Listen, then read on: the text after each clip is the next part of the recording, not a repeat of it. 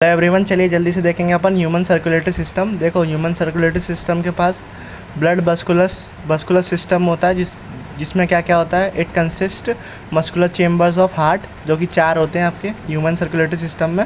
Network of close branching blood vessels and blood and fluids, जो कि क्या होता है इन ब्लड वेसल्स में और हार्ट में आपका सर्कुलेट होता है। ठीक है, हार्ट जो होता है आपका मेसोडर्मल ओरिजिन होता है, जो कि मायोजेनिक होता है, आपका थोरेसिक कैविटी में दोनों लंग्स के बीच में प्रेजेंट होता है, टाइटली क्लोज चैम्बर में प्रेजेंट होता है।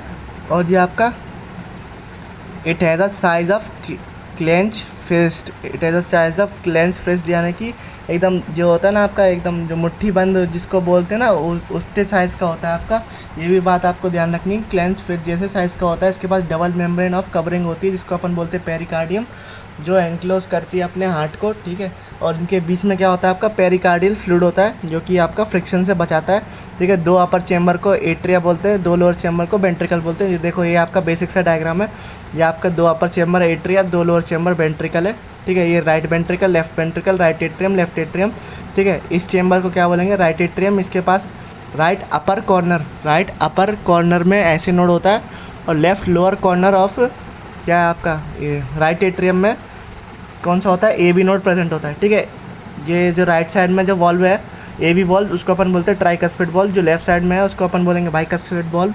ठीक है, इसको अपन ए बी वॉल्व भी बोलते हैं। ये दोनों सेप्टा है, ये दोनों सेप्टा का नाम क्या है, inter atrial septa, inter ventricular septa, और ये क्या है, एट्रियो वेंट्रिकुलर सेप्टा।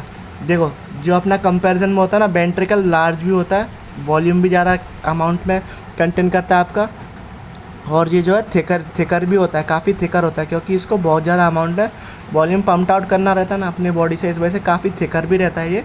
और जो इसकी जो सेप्टा है ना, ये भी बहुत थिकर रहता है इस कम्पेयर टू इसके में। और आपकी आयोटा में भी सेमिल्यूनर वॉल्व होता है। और आपका जो आपका पल्मोनरी आर्टरी, जो कि आपका बॉडी से डीऑक्सीजनेटेड ब्लड किसके पास लेके जाती है, लंग्स के पास लेके जाती है, उसके पास भी क्या होता है आपका,